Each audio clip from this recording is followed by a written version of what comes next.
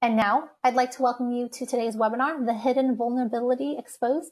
I'm going to hand things over to our featured presenter today. He has already presented 2 cybersecurity webinars for us throughout the month and also is the president of CertNexus. Please welcome back Jeff Felice. Jeff, you now have the floor. Thank you so much, Maya, and thank you everyone for joining us today. We appreciate the time you're taking to learn a little bit more about secure coding and our presentation today, The Hidden Vulnerability Exposed. For those who are not in the programming or development profession, Windows Snyder is a very infamous person in the profession, and she, I wanted to quote her because I think we need to understand this, that one single vulnerability is all a hacker needs. And from a programming or developer perspective, that's the reality. One single mistake can become a vulnerability and become a vulnerability that a hacker, a bad actor, leverages to essentially breach your infrastructure, whether that's to collect data or otherwise create mayhem within your environment. So, and today we're going to talk about how to prevent these vulnerabilities from occurring. So again, my name is Jeff Felice, and I serve as the president of CertNexus. If you're not familiar with CertNexus, we are a global certification body for vendor-neutral emerging technologies focused on cybersecurity, AI, data science, and IoT for business data development, IT, and security professionals. We are a global company. We have exam candidates for our certifications from over 50 countries. And I think as everyone is aware, with cybersecurity and other emerging technologies, these technologies know no bounds, whether public or private institutions, in the private industry, across all sectors and companies of all sizes as well. So what will we learn today? We're going to really focus in on 2 areas. The first is the impact of application security and what is needed to better identify coding vulnerabilities, including those in the OWASP Top 10. And then we're also going to talk about how certification is becoming part of the new normal for development professionals. And really what we are going to ask ourselves throughout this presentation today is, are our developers our first line of security, risk, or defense? And as we'll see, many times we haven't thought about our development professionals actually instituting or implementing code that would represent a security risk to our organization. And so we want to uncover that for organizations and individuals as well. But it's like I like to do, we're going to start off with an initial poll to just ground ourselves and get an understanding of where everyone is as they come into this webinar. Diane? All right, I just launched the poll. The first question is, where are you in your coding journey? Please select one of the options. We have learning my first language, been coding for at least a few years and furthering my skills, was fixing Y2K problems in 1999, hung up the spurs and now manage to develop teams, or not a coding professional but want to know more. Give everyone a few more seconds here to answer.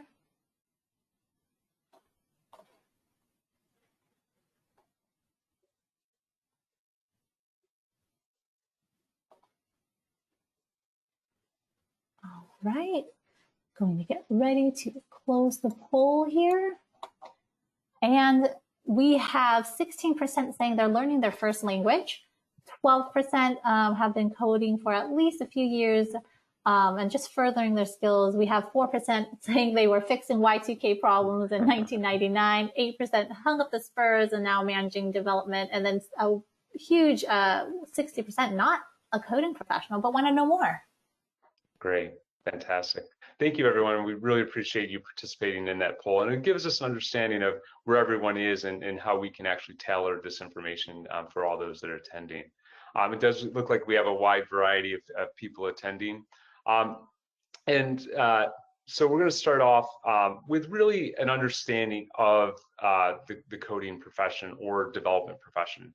I think many times when we think about IT, we think about the right-hand side of this image, those jobs that are typically systems related. So whether that's a database administrator, a system administrator, a database developer, an IT security professional, a cloud architect, even an IT project manager or a network administrator.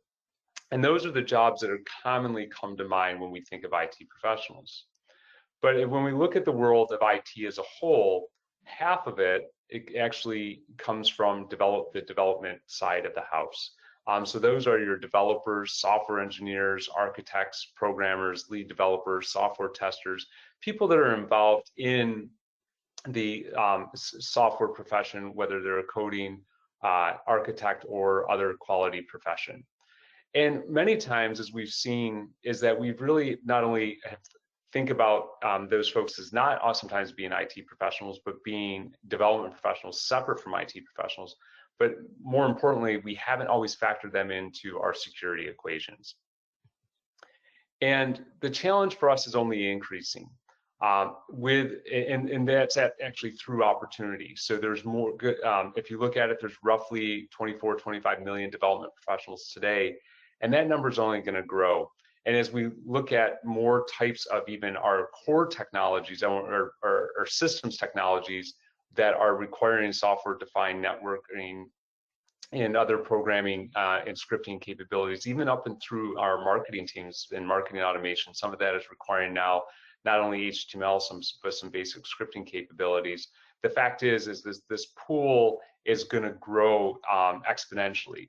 They project those that are actually, coding professionals that are using code on a daily basis will be roughly 29 million in the next 4 years. But if you look beyond that, that number is even going to be greater yet again. And with that number and with that growth in the profession is the challenge of how do we ensure that these individuals are participating in secure coding concepts and principles, applying those concepts and principles, and in secure coding processes. First, we have to understand that application security has become critical to business success. You can see this quote from White Hat. If you're not familiar with White Hat, they're well known in the secure coding sphere, and they have a statistics report that they provide every year. And you can see the quote that they have here, which is the pace and rate of change in today's application development is blindingly fast. And we'll actually look at some statistics later on. But I think what's also important to note is they've done some testing, and they tested over 250 Android apps, and roughly almost 3 in 4 actually had it leak and sensitive personal data. Then they went on to test retail apps, travel apps, and financial apps as well. And as you can see, all of them performed poorly. They leaked some level of sensitive data. Now, again, that sensitive data may have been a first or last name. It could have been an email. It could have been all of the above. It could have been other even more sensitive data that includes financial data such as credit cards or other identification numbers that are unique to that individual. So obviously, despite the best attempts by the industry, we're still developing applications, apps, and other software solutions that are that do contain vulnerabilities that, again, hackers can take advantage of. And you can see this from CVE vulnerabilities. They looked at a number of commercial and open source software, and they found 12,000 new vulnerabilities in 2019. I actually just read a report, GitHub. If you're not familiar with GitHub, it's a third-party repository where literally millions of people participate and store their code or share code through the repository or both. And they've now released a new code scanning app or capability to their platform, which it has actually gone through since May when they launched their beta, and has actually scanned over 20,000 repositories. I'm sorry, over 12,000 repositories. And in those 12,000 repositories, they found over 20,000 vulnerabilities. So you can see that, and again, this is code that is being not only companies are actually storing, but also being shared and as part of our open source society. And the fact is that these vulnerabilities are leading to record numbers of breaches. And with those record number of breaches is the number of records themselves, data records that are being exposed. And what many of us don't recognize is that application security risk is greater for us than our networking security risks. Many of us think about someone, a hacker penetrating our network, and they're doing that through whatever nefarious means that they're using or approaches. And but they're doing it through, mainly through, whether it's a router or through our network operating system, or somehow infiltrating in our hardware and software on the network side. But what we don't realize is that if a hacker is able to infiltrate through a software vulnerability, the risk is much greater to the organization. Why so? Well, for a couple reasons. One is these applications vulnerabilities, typically think about it, applications are either homegrown and then are integral to the core of a business, or they're third-party software applications, and they may have hundreds, thousands, potentially millions of implementations and users. So therefore, the problem is propagated much further because of just the breadth of installations. So, but if we look at it just on the right-hand side, we can see this graphic and see that roughly for every internal vulnerability, the risk is roughly 6 times higher, and then for external, think outward-facing, web-facing, the increase is 9 times of an application vulnerability over a network.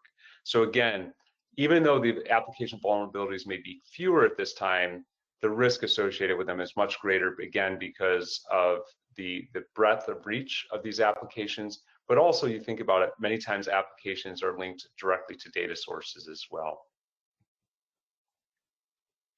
So I alluded to earlier is the rapid growth of the coding profession. And here's a few statistics that support that, and also which are creating an environment which is becoming more difficult for us to develop and ensure secure code.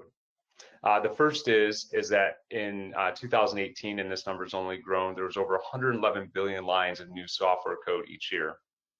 We also have to recognize a lot of that code is being shared. As much as 70% of the code is shared in either through open source software or third-party libraries or repositories like GitHub. Again, this has fueled phenomenal innovation across all industries. And so we don't want to stem that level of sharing or innovation that's being created by these shared repositories, but we'll have to discuss how do we ensure that they are becoming more secure. Obviously, GitHub is taken a huge step forward by trying to automate some of the basic vulnerability assessments of code, but it still, again, requires individuals to have the skills to do that on top of that.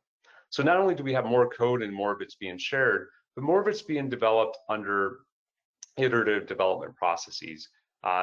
Using whether Agile or Scrum or other approaches, we're more focused on iterative releases. So yes, if you're familiar with Agile type development processes, it's produce a feature, push it out, then iterate on top of it, and that could include fixing it as well.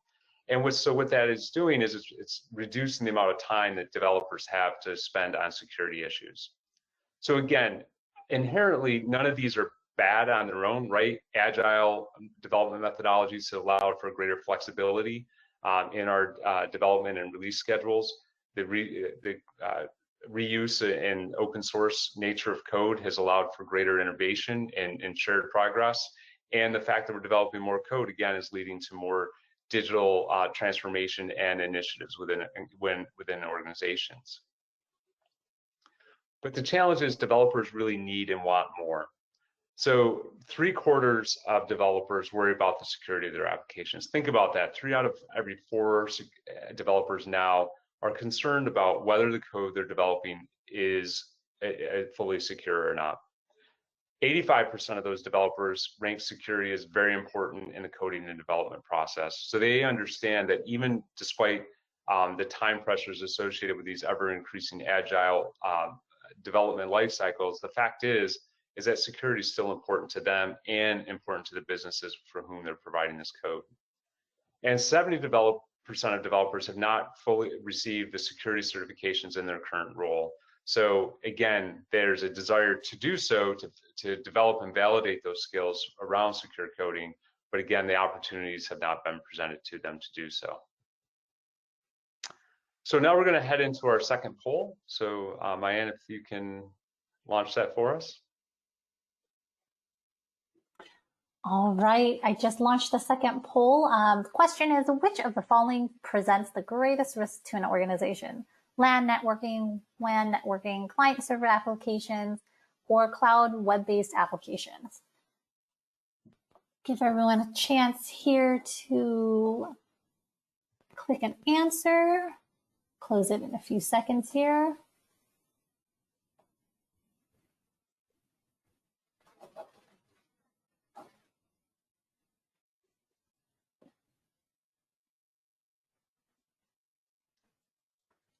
All right.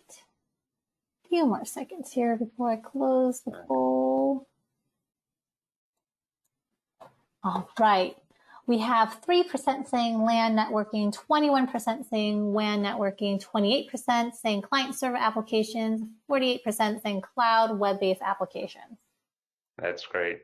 And the fact is that all answers are correct. All do represent a potential security risk to an organization, but the web-based applications do present the greatest risk to an organization. Again, understanding that coding vulnerabilities are greater than networking vulnerabilities, and those coding vulnerabilities that are external or external facing to an organization represent the greatest risk to an organization. And thanks everyone for participating, and especially for those folks on the West Coast. We know it's early in the morning, especially for such heady questions. So I greatly appreciate the participation. So let's talk about how do we integrate security into our development processes. As we discussed, there's various software development processes, whether waterfall, Scrum, Kanban, extreme programming, and there's others as well.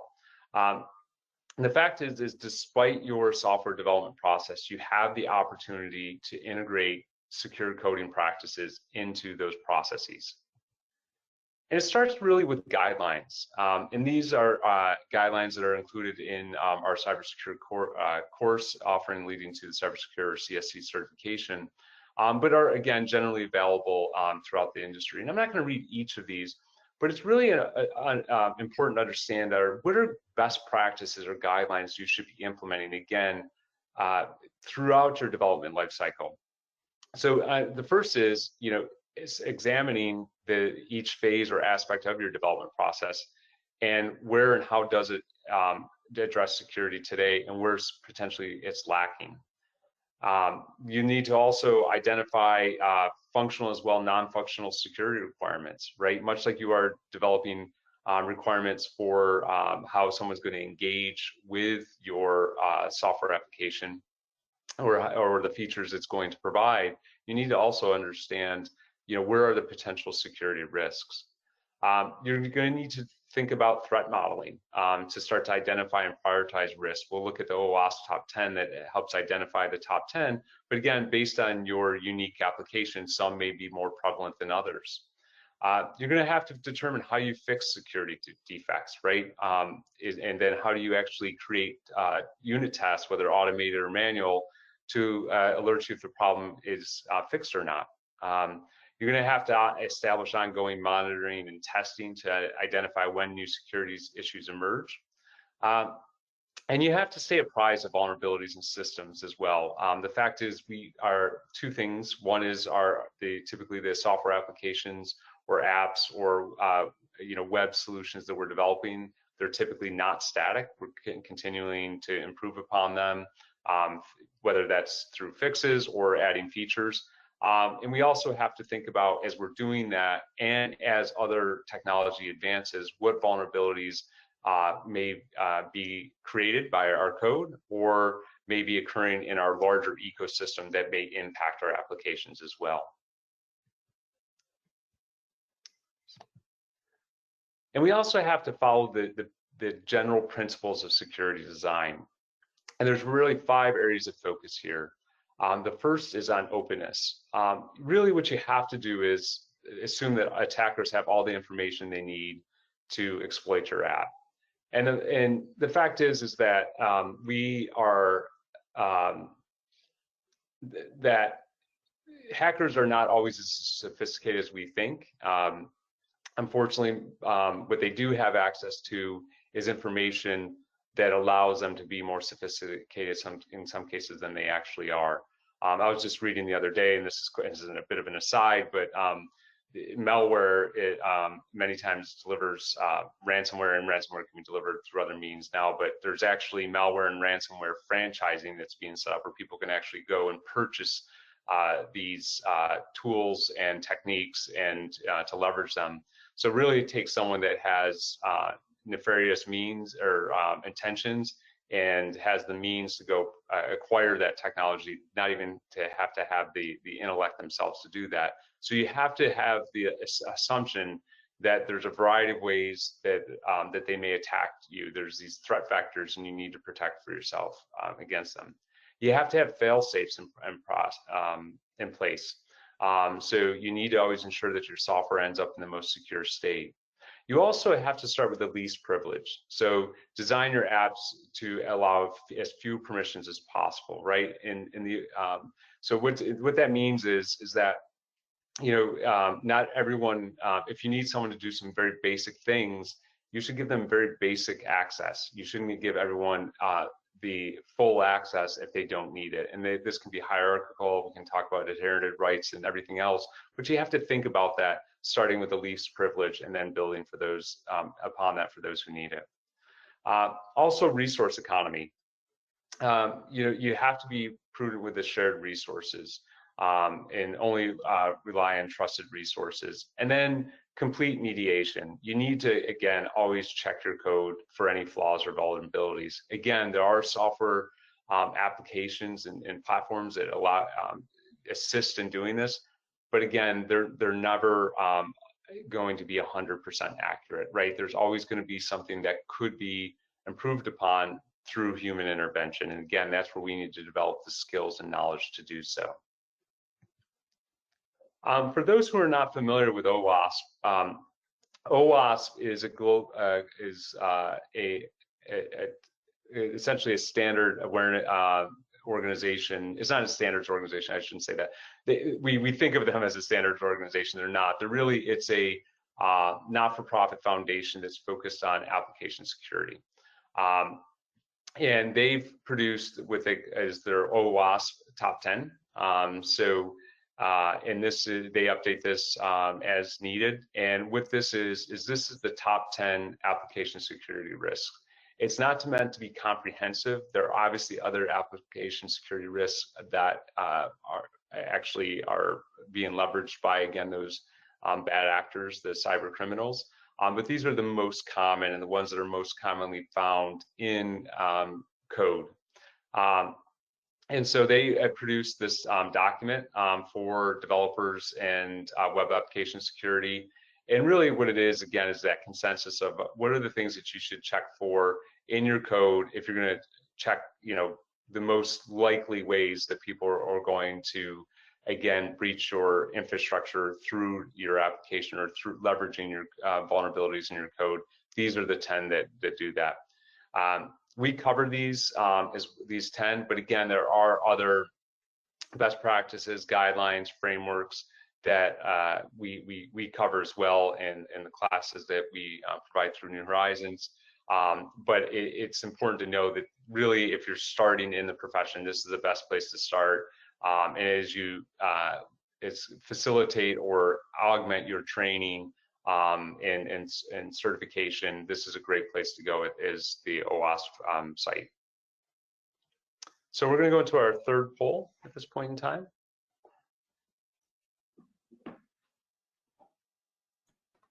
All right, I just launched the third poll. The question is, which phase of development is security most important? Design, development, testing, implementation, or all of the above? Give everyone a chance here to answer the poll before I close it. All right.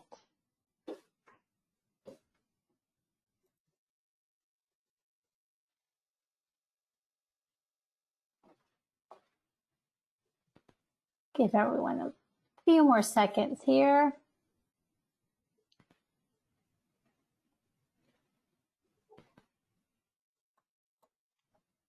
All right, so I just closed the poll. We have 8% saying design, 3% saying implementation, and 89% saying all of the above.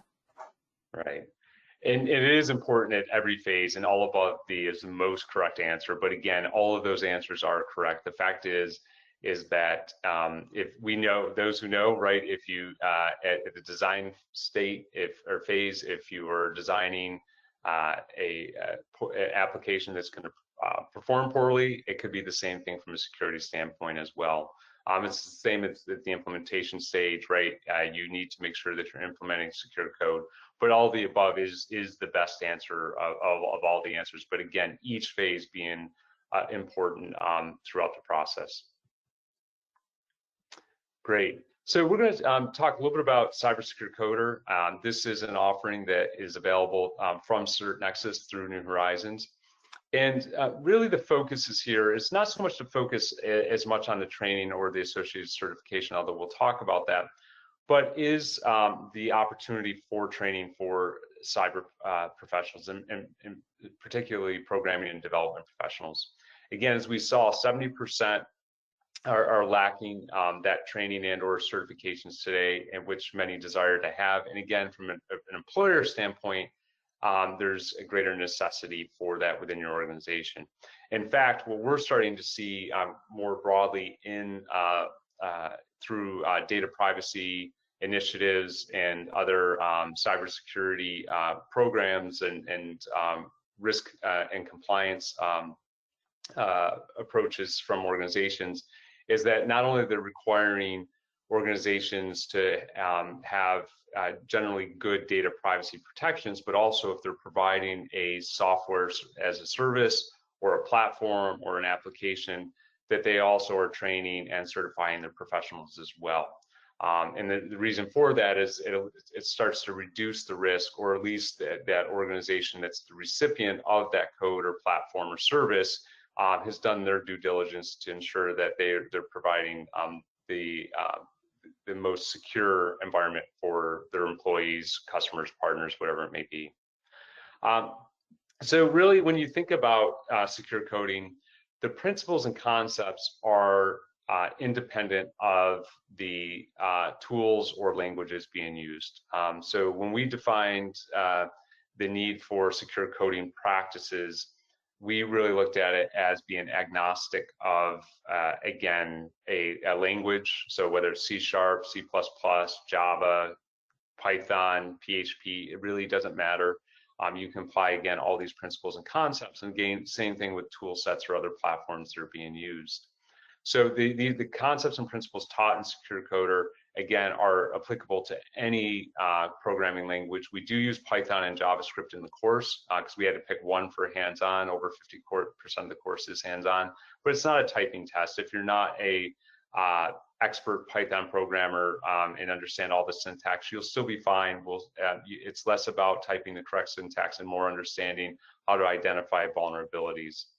And again, the target audience really is quite wide, right? We think about the coding profession and we think about programmers and developers, but we also need to think about the software architects. Someone answered, about in the design phase earlier. So you do have to have those people that are defining and designing your solutions, and also through your software testing organization as well, because those people are many times the secondary or I'll call it a backstop, right? That may catch these vulnerabilities. They may not fix them, but they may help to catch them as well.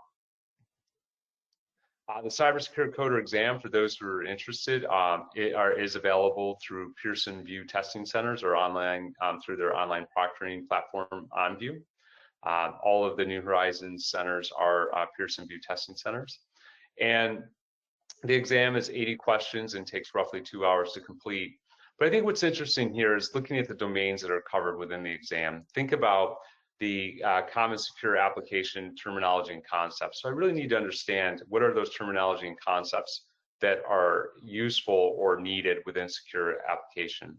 We also need to talk about the processes associated with secure application development. As we learned, it's throughout the entire development lifecycle. How to architect and design secure code, and then how to assess and manage risk, and then how to go on and implement secure applications.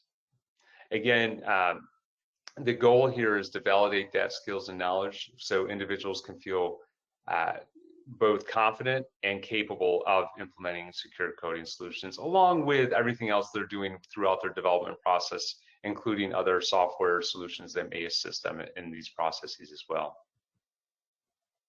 So we're going to move to our last poll of the day.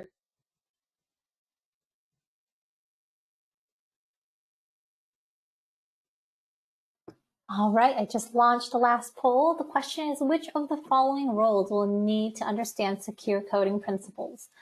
Software architect designer, lead developer, junior software programmer, software tester, or all of the above?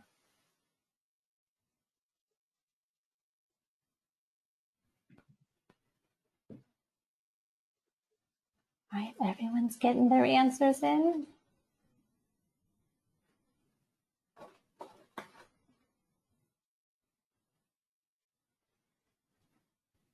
All right, getting ready to close the polls here.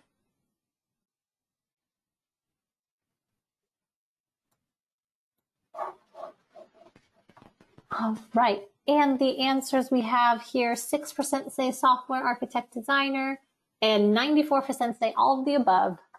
All right, and all of the above is the most correct answer. And again, all the answers are correct. So again, it really is the entirety of your software development personnel.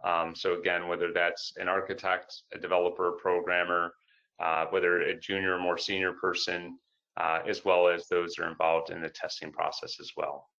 Great job, everyone. And at this point, I'll hand it over to Mayan, who will take us through a couple more slides and then into the Q&A. All right, thank you so much. If anyone has any questions, please take a moment right now to type it into the questions box, and then we'll get to them in just a few. Want to hear what you have to ask Jeff on this topic here.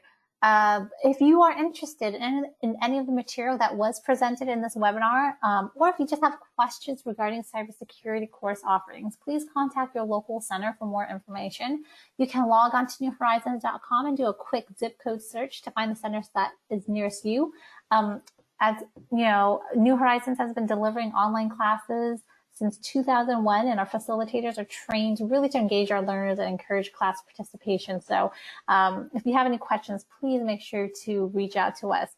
Another thing is I did mention that we are having a month-long webinar series surrounding cybersecurity awareness.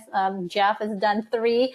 This is his 3rd webinar with us. So we have a lot more great topics to cover in the upcoming weeks. So make sure to take a look at our webinar schedule and register for any of the sessions that may speak to you or have any benefit to what you're doing. Lastly, just a quick reminder that this session is being recorded, and we will be sending that link out to you later today. All right, let's get on to questions here, Jeff. We have one that just came in here. It says, what would you recommend as a good starting point for an individual with no coding experience, but decent computer usage skills? You know, that's a great question, and there's several different answers. You know, the first is really learning a language that is of interest to you, but also that could be utilized across those professions that are growing most rapidly. I many times lean towards Python, and because Python is used in a variety of ways. It's used in some standard programming standard applications, but also used in data science and artificial intelligence as well. But it really is getting a good fundamental understanding of object-oriented programming, learning a language, and then you think about the applied use of that language. I know that New Horizons has a variety of courses that are available, and really thinking about that path is, what is the profession do you want to be in? Do you want to be a data scientist? So if you're a data scientist, there's Python and R are again the most likely. But if you're thinking about, hey, maybe it's machine learning as well, and maybe there's other web or standard client server applications, again, it could be that. If you're working for an organization that is a Microsoft house, you're going to start to look at maybe a C# or a .NET, essentially having skill sets again that meet the needs of your organization. But it really is, it's development. Becoming a development professional. There's not really a shallow end of the pool. Maybe with JavaScript, learning scripting languages, but really, it's one of those things where you really just need to dive in and give it some thought beforehand, what you want to do or what's most applicable to your current job or jobs you'd like to have at your company or elsewhere, and then just diving in and doing it. Great. Another question that did come in is, what are the most sought after vendor neutral certifications? So vendor, it really depends where you, what profession you're in. So are you in the system side or in the development? So on the system side, there's a number of vendor neutral certifications. We CertNexus provide them around cybersecurity and other emerging technologies. So again, data science, AI, IoT, but there's other organizations that have around cybersecurity. So a good example of that would be ISC squared, CISSP for those who are cybersecurity professionals and management related roles. ISACA is another one. CompTIA has great foundational vendor neutral skills. Also, they have a line in regards to cybersecurity as well. But there's others that are growing. The Blockchain Training Alliance and blockchain. And again, there's numerous out there. What I would say is when you're looking for vendor neutral certifications, you want to make sure that these are industry certifications and not certificate programs. And what that means is that the certification provider has gone through a more elongated, involved process, bringing third-party practitioners from the industry to help define what the job skills that are needed, what are the related knowledge that someone needs to acquire, and then the ability to validate that. So again, ourselves and some of the other noted certification companies have gone through that process. The only thing I'd be wary of is if you're looking at someone that, if it's a certificate program, so both the training and this certificate was developed by an individual and doesn't really have credibility across the industry itself. Great, that's a really good answer to that, because we, as you said, vendor neutral. There are many out there that can benefit from a lot of this cybersecurity information.